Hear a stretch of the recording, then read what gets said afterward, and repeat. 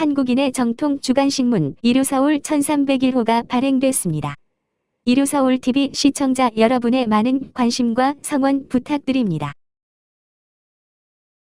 안녕하십니까. 이루서울TV 주간 박종진입니다. 오늘은 국회 간담회실에서 진행하도록 하겠습니다.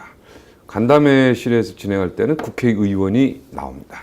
오늘은 바른미래당 하태경 최고위원, 그 다음에 바른미래당 전 대변인 김철근 우리 친구와 함께 진행을 하도록 하겠습니다.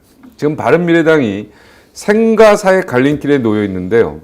지도부를 바꿔야 된다. 새롭게. 그죠? 바른미래당이 새롭게 태어나야 된다고 주장하는 바른정당계 플러스 국민의당계의 일부. 이렇게 표현해야 돼요. 정확하게. 바른정당계라고만 얘기할 수 없습니다. 제일 정확하게 하시는 거예요. 네. 역시 내부자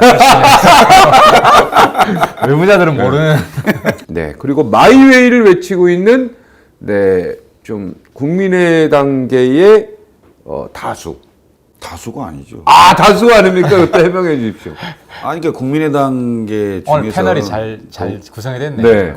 사실은 이제 손학규 대표가 마이웨이를 주장하고 이제 거기에 김관영 원내대표 정도가 말씀을 하시는 거고, 다수의 의원들과 원외위원장들은 뭐 다 정확히 확인을 안 해봤지만 거기에 동조한다고 보기는 어렵다고 봐요. 그래서 이것을 지도부 책임론을 가지고 바른정당계나 뭐 국민의당계 이른바 계파 싸움이나 계파 대립 구도로 보는 것은 옳지 않다. 잘못됐다. 네. 아, 동의하십니까, 여기? 맞습니다. 정확합니다. 네, 정확한 지금 표현. 바당 출신, 국당 출신 이 싸움이 아니에요. 그럼 누구와 누구의 싸움입니까? 마이웨이를 주장하는 손학규 대표와 나머지 세력 이렇게 됩니까? 현재 현안의 핵심은 손 대표를 비롯해서 현 지도부 중간 평가가 한번 필요하다. 아무 이제 이번 지금 우리 당내에 손 대표 사퇴, 뭐 지도부 총사퇴 이거는 단순히 선거 패배뿐만 아니라 선거 패배도 사실 창피하죠. 나는 뭐 대표가 안 내려갔으면 오히려 더 나왔다고 생각이 되는. 안 내려갔으면 더 나왔다. 그렇죠. 그러니까. 근데 이 당이 지금 이제 모든 위원장들, 의원들도 그렇고 당이 선거에 전혀 도움이 안 된다. 그렇죠. 왜 그렇다고 보십니까? 원인. 사실 지방선거 때도 그랬잖아요. 박정진 더 15% 넘었습니다. 후보가 무소속으로 나왔으면 더 나왔을 거예요. 무슨 누가 그 얘기를 하더라. 그러니까 지금 그렇게 인식하고 있는 거예요. 예. 이제 이게 현 지도부 책임이고 그 지도부에서는 아무래도 대표가 가장 큰 책임이 있죠. 그러면 이거를 한번 쇄신하고 대표가 계속하고 싶으면 내가 재신임을 받겠다. 이게 맞는 건데 그냥 뭉개고 그냥 아무 일 없었다. 이렇게 지나가는 게 우리 당한테 전혀 도움이 안 된다는 거죠. 그래서 저하고 몇몇 최고는 대표가 사퇴 결단을 하든지 아니면은 재신임 투표를 하든지 한번 평가 과정이 있어야 된다. 이게 지금 쟁점이 되어 있는 거고 거기에 대해서는 바당 출신뿐만 아니라 상당수의 국당 출신들도 동의를 하시는 거죠. 아니, 일단은 이제 뭐 관행이라고 말하기 좀 그렇긴 하지만 선거가 이제 총선이든 지방선거든 그다음에 뭐 재보궐선거든 간에 선거가 있고 나면 그 지도부에 대해서 그 지도부가 책임을 지는 거잖아요. 지방선거도 예상했던 것보다 성적이 안 나왔으면 당연히 임기가 남아있음에도 불구하고 사퇴하잖아요, 다. 그게 이제 지도부로서의 책임이잖아요. 그렇죠. 한 군데밖에 우리가 후보를 안 냈다고 해서 뭐 크게 뭐 확대 해석하지 말아라 이런 얘기가 있는데 그건 나는 어불성설이라고 생각합니다. 우리가 책임져야 된다. 아니 여론조사상으로 뭐 7% 8% 나오는 것은 확인되지 않는 겁니다. 흐름일 뿐이죠. 근데 득표로 3.57이 나왔어요. 득표로. 그렇죠. 이건 확인된 겁니다. 그렇죠. 현재 우리 당의 위치가 확인된 거거든요. 맞아요. 그럼 이걸 가지고 앞으로 1년 후에 총선을 볼 수 있는 비전과 희망이 아무것도 없어요. 없는데 지도부는 그거 한 군데밖에 안 되는데 내가 왜 책임져? 그리고 이것은 나를 흔들어갖고 무슨 정치적 의도를 갖고 있는 거야. 그건 별개의 문제입니다. 현재 상황에서는 바른미래당의 당원과 그다음에 다음에 출마를 생각하는 많은 지역위원장, 그다음에 현역 의원들이 앞이 안 보여요. 근데 아무 일 없던 짓이 간다? 그건 말이 안 된다고 봅니다. 이건 정치로 너무 무책임합니다. 이건 일단 책임을 지세요. 책임을 지고, 그 다음에 내가 아니면 누가 해? 그건 그 다음에 알아서 할 겁니다. 우리 당에 37만 당원이 있고, 예? 의원이 29명이 있고, 그 다음에 지역위원장이 100명이 넘게 있어요. 그거 다 총의를 모아서 하면 되는 거지. 지금 본인 아니면 무조건 안 된다는 식으로 버티고, 이게 무슨 계파 싸움 양상으로 몰고 가고 이러면 안 돼요. 이건 큰일 납니다. 이 상태에서 당을 완전히 배가 침몰하듯이 그냥 수장시키자는 거하고 비슷하게 나는 느껴요. 이거 안 됩니다. 그러니까 그래서 또 뭐 내가 아니면 할 사람 있냐? 하태경 있잖아요. 아니, 저도 이제 같이 동반 사퇴할 거고. 그래서 저는 아무튼 그건 손 대표가 굉장히 큰 실수를 하신 거고, 약간 이제 독선도 있다. 바른미래당은 어떻게 보면 내 당이다, 내 얼굴이 하나의 간판이다, 이렇게 스스로 생각하시는 부분이 있는 것 같아요. 아무튼 그러니까 그런 말이 나오죠. 근데 나 아니면 그건 또 누가 당. 많은 사람들이 좀 사실 불쾌할 수 있는 건데, 우리가 합당 주역들, 우리 이제 바른미래당의 대주주들, 저는 한 뭐 소주주 정도 되고, 손학규 대표는 주주가 아니에요. 합당할 때 같이 들어오신 분이 아니에요. 그렇죠. 예, 큰 역할을 하신 뒤늦게 분도 아니고. 들어오셨죠. 예, 그래서 실질 우리 당의 주인들이 지금 어떻게 보면 고용사장한테 책임을 묻는 거예요. 그죠? 손 대표가 아무튼 이 위기를 돌파하는, 타개하는 방식도 제가 볼 때 상당히 잘못됐다. 그럼 박지원 의원이 말한 그 정계 개편의 불씨는 손학규 대표에게서 있다.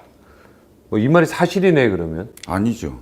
이건 잘못된 겁니까? 박지원 의원은 본인의 희망 섞인 얘기를 마치 객관적인 얘기처럼 잘 포장하는 기술이 있어요. 바른미래당의 손학규 대표한테 있다 그 얘기는 뭔가 지금 결단을 내주라. 그래야 양당 간에 당이 뭔가 갈 사람은 가고 남을 사람은 남으면 박지원 의원이 생각하는 민평당하고 뭔가 그 흐름을 만들어가기 좋은 거 아닙니까? 자기한테 유리한 것을 마치 객관적인 것처럼 얘기하는데 저는 전혀 잘못 봤다. 왜냐? 구단의 얘기가 아니고 구급의 얘기처럼 들려요. 왜?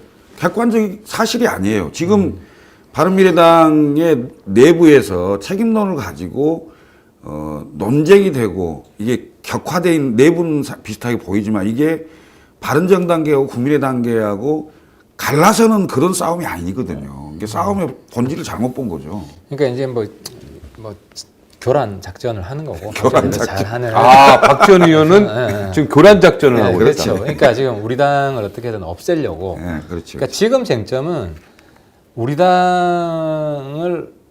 당이 없어지냐, 아니면 우리 당이 다시 살아나냐, 이거예요. 네네. 손 대표도 이제 우리가 볼 때는 손 대표 체제로 가면 우리 당이 조용히 안락사한다.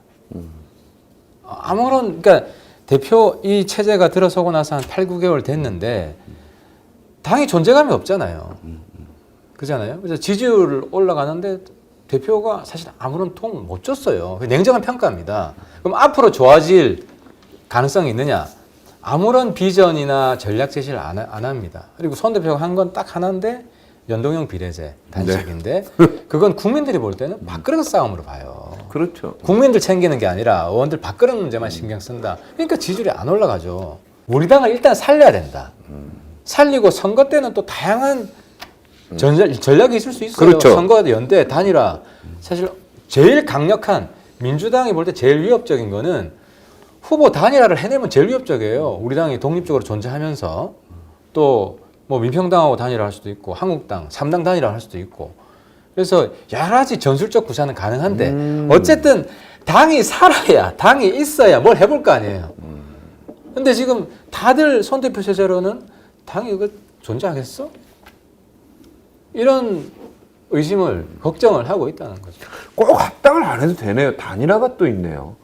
그거야 이제 선거 전술이 아까도 얘기했듯이 후보 단일화도 있고 뭐 그 연합할 수도 있고 뭐 이런 거죠. 그게 우리는 기본적으로 우리의 위치는 일단 야당이잖아요. 네. 야당의 기본 임무는 여당에 대한 견제거든요. 그다음에 대한야당이 되려고 하는 거고 야당 내에서는 경쟁하는 거죠. 왜? 우리가 국민들로부터 더 큰 신임을 얻어서 제1야당이 되고 싶은 그게 정치하는 정치 세력의 욕심이니까 그런 거잖아요. 뭐 그런 과정인데 선거라는 게 결국은 일려 다야 구도가 되면 여당이 유리하니까 그러면 가능하면 1대1 구도나 아니면 그 구도를 좁혀줘야죠. 좁혀줄 수 있는 걸 하려면 네. 후보 단위로 할 수도 있고 경우에 따른 합당이 될 수도 있고 뭐 여러 가능성이 놓여 있는 거죠 사실은. 1대1 구도로 만들어 가야 돼요. 그 선거의 기본이에요.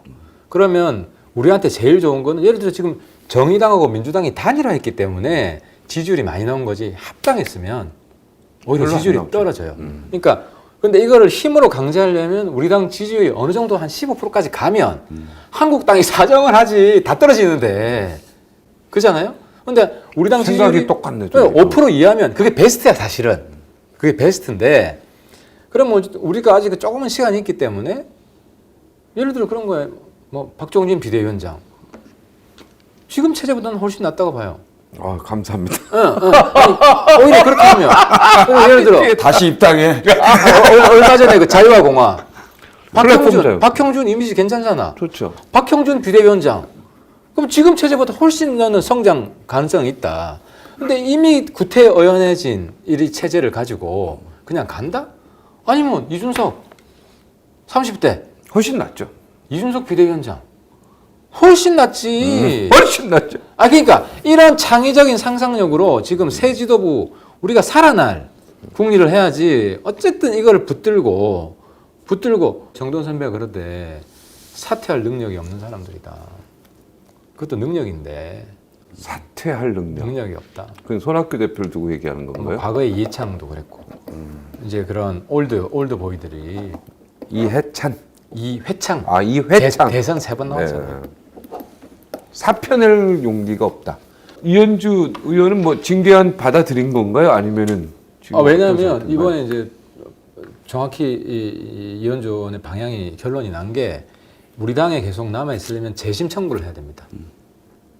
재심 청구를 하면 당원권 정치 효력이 발휘가 안 돼요. 네.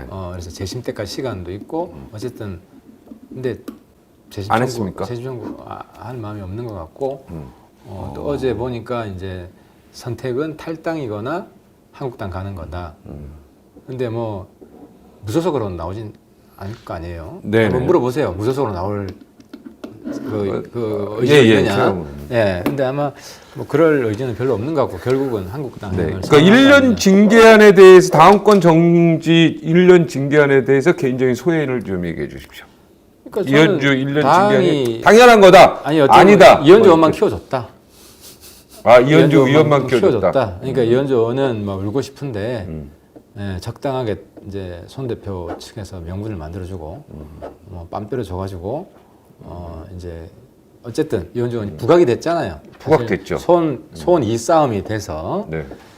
그래서 뭐 이현주 의원 입장에서는 굉장히 남는 장사를 했다. 네. 본인은 어떻게 생각해요? 이현주 의원. 근데 이현주 1년 징계안이 마땅하다 아니다. 그건 과지. 그 뭐 요즘 이제 이게 이번에 이제 손 대표 체제 성과가 네. 찌질이 발언하면 무조건 1년 당원권 정지. 아, 이런 선례를 찌질이 발언만 하면 1년 당원권 아니 정지 근데 이 선례를. 당도 독재 국가입니까 뭡니까? 그 당 대표나 이런 분들한테 할 수 있는 말들은 할 수 있는 거 아닙니까? 당연히 해야지. 아, 당연히 그게 할수 제왕적 할수 있는- 대통령제랑 다른 게 뭡니까? 할수 있는데 제왕적 이제 당 대표 제도지 그게. 그죠? 나는 이제 이현주 의원이 그 어떤 정책 계산을 해서 이제 그런 발언을 했는지 모르겠지만 당은 일단 같은 당내에 있을 때는 동지잖아요, 동지. 그리고 같은 생각을 갖는 사람들이 정치 세력화하는 건데 그 자기가 먹던 우물에 꼭 침뱉듯이 이렇게 하는 그것은 어찌 보면 본인 정치적으로 남았을지 모르지만 해당 행위죠. 과했지. 해당 행위죠. 조금 과한 부분이 있는데 멘트에서. 아니, 그리고 그러나 그 그리고- 내용을 보면 괜찮은 내용 아니었나요? 그리고 할 수 아니, 있는 비판인데. 할 수 있는 비판이죠. 인신 공격이 너무 모독이 심했지. 내용도 후보를 내기 전에 당내에서 세게 싸워야죠. 후보 내는 게 맞냐 안 내는 게 맞냐를 갖고 그래야 되는 거 아니에요? 근데 일단 내는 걸로 결정이 됐으면 거기에 따라줘야죠. 그럼 결정된 걸 가지고 계속 뒤에서 총질하는 식이 되면 안 된다 이거죠. 그래서 저는 같은 당인으로서는 굉장히 과했다라고 생각해요. 그리고 좀 경박하죠, 발언이. 그때부터 같은 당 하고 싶은 생각이 없었던 거죠. 이제 근데 아무튼 그러니까 그 표현이 과했고, 근데 이제 이 과정을 보면 또 할 석연치 수 않은 있는 게 말인데 이게 시기가 안 맞았다. 그죠? 아니, 그러니까. 좀 미리 했었어야 되고. 유승민 의원이 이제 좀 전면에 나설 때가 아닌가 뭐 이런 목소리도 있는데요. 어떻습니까? 유 대표요. 네, 유승민 선거 1년 앞두고 있으니까 당연히 나서야죠. 그러니까 나서야죠. 지금 전면이든 후면이든 아예 안 나서고 있어가지고 네. 지금까지 모르잖아. 내가 어디 뭐 택시 타고 어디 가면은 유 대표 좀 정치해요? 뭐 해요? 그러니까 이제 좋아하는 사람이 꽤 많아요. 대선 때 많죠. 지지율은 예, 높지 많죠. 않았지만 호감도가 꽤 높았기 때문에 그래서 우리도 이제 유 대표한테 활동을 하시라 하고 활동을 할 겁니다. 네. 할 건. 예. 연동형 비례제 그건 어떻게 물 건너갔죠? 끝났나요? 아직 아니 이제 그거는 협상을 패스트트랙이- 진행 중이고요. 패스트트랙이 아직도 남아 있나요? 아직 기한은 좀 남아 있어요. 네. 패스트트랙 폐기된 거 아니고. 아니고 더 이상 뭐 얘기가 없어가지고 이거 어떻게 되고 유효 있나? 기한이 한 2주나 좀 남아 있을 거예요. 사실상 물 아닙니다. 그런데 건너갔다고 계속 보시죠. 그쪽 추진이 되고 본인은 있고. 어떻게 되세요? 그러니까 이제 어쨌든 원칙은 뭐 협상하고 합의를 할 수 있는데 그때 이제 쟁점이 됐던 게 이제 우리 당원 당규 3분의 2 당론으로 이걸 결정을 할 거냐. 근데 이제 원내대표는 과반수면 됩니다. 해서 사단이 하면 났는데 3분의 2 당론 원칙을 좀 지켜라. 합의가 돼도 표결을 해야 되니까. 네. 아니 근데 참, 이 말은 꼭 해야 네. 되겠어요. 민주당이 우선 선거법을 개정할 마음이 없어요. 진정성이 없습니다. 없어요. 없어요. 없는데 왜 되지도 않을 선거법에다가 뭐 갖가지 공수처법이니 뭐니 이렇게 얹혀서 말도 안 되는 패스트 트랙을 자꾸 그걸 하려고 하는지 자체를 나 이해를 못 하겠어요. 우선 본회의 저 100% 장담합니다. 본회의 안 됩니다. 안 되죠. 안 돼요. 예. 왜 안 되냐? 우선 28개를 줄여야 됩니다. 선거구 획정이 안 돼요. 지역구 24개를 줄여야 되는데 그걸 내년 4월에 또 해야 되는데. 그걸 어떻게 하냐고요. 그리고 내년 4월 이전에 해야 되는데 그게 아니, 가능합니까? 그러니까 제1야당이 반대하고 28명이 자기 지역구가 없어집니다. 그러면 이해관계에 있는 의원들이 많게는 90명, 적게는 한 6, 70명 될 겁니다. 그걸 본회의를 어떻게 통과합니까? 되지 않을 게 뻔한데 정치적 술수를 쓰는 것도 아니고 뭐 때문에 이걸 갖고 당내 분란을 일으킨지 난 이해를 못 하겠어요. 그러니까 우리 의원들도 똑같은 논리예요. 민주당이 표결해서 반대표 다수가 찍는다. 근데 문제는 공수처법이나 이거는 여론 때문에 반대하기가 어려워요. 선거 앞두고 그렇죠. 욕 엄청 먹을 거 아니에요. 그러니까 결국 민주당의 꼼수는 3법 합의를 해서 패스트트랙 올리면 그렇죠. 2법만 통과되게 돼 있다 이거예요. 그건 맞아요. 그래 이건 또 선거구 획정안이 또 내년 4월 이전까지 확정돼야 되니까 그렇죠. 거기에 대해서 굉장히 또 아니 그 부담이- 선거 기획 또 구획 정리해갖고 그 표도 본회의 통과해야 돼요. 그래서 패스트트랙 반대하는 거죠. 목매다지 말라고 하는 거죠. 그럼 네. 자, 근데 너무 생각이 똑같네. 그러니까 우리가 사실 화학적 결합이 된 그러니까 거예요. 여기는 국민의 단계고 화학적 결합이 여기는 된 거예요. 바른 정당계인데 보면 사실상 이렇게 거꾸로 되는데 자 그러면은 나는 뭐 그냥 여기에 영입 1호로 들어온 사람이니까 바른 정당에 그러면 10% 이상을 넘길 수 있는 방법이 있어요. 지금 시간이 얼마 없는데 내년 4월까지 아까 10%는 넘겨야 된다며. 그래야지 우리가 캐스팅 보트 뭔가 이게 힘을 갖고 다음 공천에서 우리가 어느 지분을 일정 지분을 갖든 합당을 하든 뭔가 할 수 있다는 거 그러니까 아니야. 우리가 어떤 전략 전술을 구사하기 위해서는 일단 5% 이하로 떨어지면 안 되고요. 그러니까 지금 선거가 보면 수도권은 1, 2% 차이로 많이 당락이 좌우돼요. 네. 그래서 최소한도의 지지율이 나와도 이 플레이가 가능하다 하는 것이고 10% 이상 되면은 갑이다. 갑이 된다. 갑이 된다. 우리가 원하는 방향으로 정계 개편을 이끌어갈 수 있다. 때문에 근데 이 이야기 하기 참 고통스러운데 네. 그 10% 이상 우리가 한 9%까지 갔어요. 한때. 지난 전대 이후로 네네. 갔죠. 근데 좀 더 파격적인 지도부, 참신한 지도부, 그리고 구조조정을 해야 돼요. 전제 조건이 무슨 구조조정이냐? 내부에서 이현주 의원은 이제 나갔고 이제 살짝 나갔고 또 한 번 노이즈가 민평당 쪽으로 활동하는 분들 이제는 풀어주자. 왜냐하면 또 내부에서 계속 뭐 민평당 그것 때문에 비례대표죠. 출당시키자. 그러니까 나가고 싶은 사람들은 제가 있을 때 출당시키자고 계속 얘기했잖아요. 그때 왜 이렇게 이제 치사한 짓 하냐고. 국당 쪽에서 물론 그게 이제 뭐 당비 국가로부터 당 지원비 이런 거 받는 거 계산해서 그런다고 하는데 그거 자체가 그건 찌질한 아니에요. 거예요. 그건 그것 아니에요. 때문에 그러겠어요. 당비는 국고랑 상관. 남 좋은 일 시킬 수 없다 이겁니까 그러면? 그러니까 그게 배 아프다 이 말입니까? 이런 거죠. 그러니까 그 정치적 소신에 따라서 행동을 할 거면 의원직에 연연해서는 안 돼요. 그러니까 예를 들면 김종인 의원 같은 경우는 의원직 그냥 던지고 탈당해버렸잖아요. 맞아요. 예. 예? 그 다음에 지금 그 민평당에 가 있는 조배수 의원도 당시 당적 옮길 때 탈당하고 그랬죠. 의원직 했어요. 그러면 그렇죠. 비례대표를 처음 당선될 때 그 당을 보고 찍은 거지 그 개인을 보고 찍은 건 아니잖아요. 그럼 당의 자산입니다. 그렇죠. 그리고 본인이 그 당하고 결국 당의 다수가 움직인 쪽하고 나는 맞지 않는다 그러면 본인이 의원직을 던져야죠. 그게 정치하는 사람의 소신이지. 의원직에 연연해갖고 나는 의원직도 가져야 되겠고 이것도 해야 되겠다. 이것은 논리적으로 맞지가 않죠. 그게 원칙적으로 말이 맞죠. 예. 근데 어쨌든 지금은 이제 현실적으로 이제 그런 그렇죠. 좀 감안하고 정부적 판단을 해줄 부분이 있지 않느냐라고 하는 거에 맞습니까? 대해서는 예. 좀 고민이 필요하죠. 얘기 들어보면 맞는 거예요. 원칙은 맞죠. 이게 맞죠. 예. 네. 이건 사실 당을 보고 뽑는 당을 아, 보고 그럼. 그럼 승계가 되거든 탈당을 네. 하니까. 근데 일본은요 비례대표 사람을 찍어요. 이렇게 당을 찍는 게 아니라 비례대표 사람을 찍어. 구체적으로 내가 뭐 예를 들어서 국민의당을 바른미래당을 찍고 싶다 그러면 바른미래당의 비례대표 쫙 번호가 있겠죠. 명단에서 거기서 원하는 사람을 찍는 거야. 무슨 말이야? 물론 이게 이제 당을 찍은 거지만 그럼 비례대표를 우리가 여기서 뭐 1번, 2번, 3번, 4번 정할 필요가 없는 거야 이게 의미가 없는 거야. 이름 쫙 해놓으면 거기서 가장 많은 거기서 많은 원하는 사람을 비례 뽑는 거야. 그럼 여기서 비례대표 순서 정한다고 맨날 머리끼리 잡고 싸우고 막 엄청나게 하잖아요. 아주 좋은. 아유 이 정치에 관심 관수가 높아지실 것 같아요.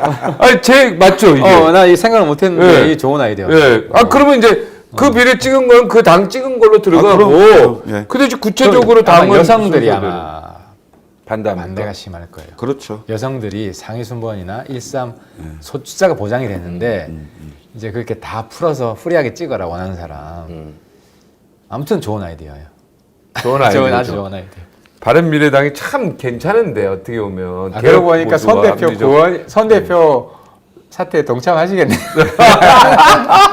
아니 또 전화 아니 그때부터 선 대표가 좀 단추를 잘못 꼈어요. 아, 그죠? 구원이 있고. 아유 그때 왜 갑자기 이제 구원 없지 다 네, 풀었지. 저는 다 풀었는데 없는데 저는 설학교 대표가 평가는 만나서 해야지. 술도 먹고. 예. 그 당시 왜 그걸 송파을을 다 해서 경선에서 이긴 사람 있는데 그걸 또 나온다고. 출마한다 해가지고 그럼 앞으로 여기 누가 합니까? 또 얼마든지 경선에서 다 이겨서 이제 이겼는데 또 누가? 그렇지 굉장히 안 좋은 선례죠. 김철근보다 박종진이가 좀 더 잘생겼다고 여기다 집어넣으면 본인이 가만히 있겠습니까? 가만히 있지. 그러니까요. 그게 내 마음이었다니까요. 정당 선거 역사에 그죠? 있어서 그 2천만 원씩인가 내고 그거 뭐예요 그게? 그러니까 정말 아주 안 좋은 사례가 남을 뻔했는데 그죠? 고마워요. 끝까지 버텨줘서. 버텨줘서. 그때 내 사무실에 와서 거의 살았어. 내가 지금 생각해. 아니 우리 뭐 다 깨질 것 같아가지고 어떤 와. 해법을 만들어 보려고 했는데 난 정말 고마운 게 그때 안 버텨줬으면 정말 큰 오점이 생겼다. 그렇죠. 정치 사회. 네. 예. 정치사에 오점도 생겼고 제 인생에도 오점 생겼어요. 떨어지더라도 깨끗하게 그렇게 가는 게 낫겠어요. 지금 이렇게 만약에 거기서 물러나서 좀 이것도 아니고 저것도 아니고. 그렇습니다. 예, 어쨌든. 손 대표도 큰 상처 입었을 거예요. 네. 자, 그럼 앞으로 이 바른미래당이 나가야 할 방향, 뭐 하여튼 10%를 넘기 위해서 어떤 것들이 필요하고, 물론 이제 지도부 총사퇴를 이루어져야 되겠지만, 그리고 예를 들어서 뭐 안철수 대표를 또 들어오시든가, 뭐 유승준 대표 전면에 좀 나서고, 뭐 여러 가지 구체적인 전술 이런 게 있습니까? 그 두 가지인데 네. 일단 지금 우리 당 지지율을 어느 정도 받쳐주는 게 청년층입니다. 네. 청년층 지지율을 보면 여론조사 한국당 이길 아주 때가 좋죠. 네. 많아요. 좋아요. 그래서 거의 고정 지지층화 경향이 나타나고 있고 이 노선은 더 강화한다. 저도 네. 뭐 더 훨씬 강화할 겁니다. 요 한 축과 그다음에 저는 대주주 역할론. 안철수, 유승민. 그래서 지금 아까 얘기했지만 지금 우리 당내에 분란은 바당 출신, 국당 출신이 아니라 어떻게 보면 국당 안에서 지금 생기고 있는 거예요. 그래서 이거를 해결해 줄 수 있는 분이 저는 안철수 전 대표가 역할을 해줘야 된다. 국당 내부에서 있는 거기 때문에. 네. 그래서 이거 유승민 대표도 이제 또 전면에 나서야 되고, 그래서 뭘 하든지 둘이 손잡고 우리 당의 부활을 위해서 다시 혁신 나선다. 이런 그림만 보여줘도 당에 굉장히 큰 저는 활력이 될 수 있다. 그럴 확률이 몇 프로는? 저는 두 분이서 관계가 나쁘진 않죠. 아니 저는 한다고 봐요. 유 대표도 지금 아니 자기 당이잖아요. 안철수 대표도 자기 당이잖아. 이제 대주주가 나타나야 된다. 고용사장에서. 예. 우리 김철근 대변인은 어떻게 생각해요? 저는 창당 초심으로 가야 된다고 생각합니다. 항상 초심이 중요해. 그 바른정당하고 당시 국민의당이 합당을 할 때 정치는 가능성의 예술이라 그러잖아요. 그러니까 다들 그 정체성 문제를 얘기를 하면서 쉽지 않을 거라고 했지만 그것을 뛰어넘고 새로운 대한민국을 만들기 위한 정치 세력을 만들어 보자라는 취지였거든요. 그래서 유승민 대표하고 안철수 대표가 손을 잡고 창당을 했는데 그 창당 이후에 두 분이 손잡고 그 유세를 하거나 같은 행사를 해본 적이 거의 없어요. 그리고 공동대표를 한 적도 없습니다. 예. 창당하면서 창당 공동대표는 유승민 대표고 박주선 대표였어요. 대표가 했고, 그 다음에 안철수 전 대표는 이제 서울시장 후보로 출마를 하면서 당으로부터 일정 정도 거리를 두는 이런 상황이 됐기 때문에 창당 초심으로 가서 정말 새로운 대한민국 문제 해결할 수 있는 정치를 하기 위해서 그러니까 중도와 개혁적 보수가 만났기 때문에 세력을 좀 키워서 국민들에게 희망을 줄 수 있는 정치를 하는데 두 분이 좀 앞장서달라. 앞장설 수 있어야 되고 또 서야 된다. 이런 생각을 좀 합니다. 합리적 중도, 그 다음에 개혁 보수 이렇게 합쳤는데 상당히 이 두 단어로 보면 잘 될 것 같은데 이게 뭔가가 잘 안 되고 있어서 뭔가 전직 바른미래당 위원장으로서 굉장히 좀 답답하고 아쉬운 부분이 많습니다. 그래도 뭐 바른미래당이 앞으로 잘 될 거라고 하니까 이 두 분 열심히 응원해 드리겠습니다. 오늘은 여기까지 하겠습니다. 예, 고맙습니다. 아유, 고맙습니다. 감사합니다. 아유 쌈박하게 엑기스만. 알겠습니다. 고생했습니다.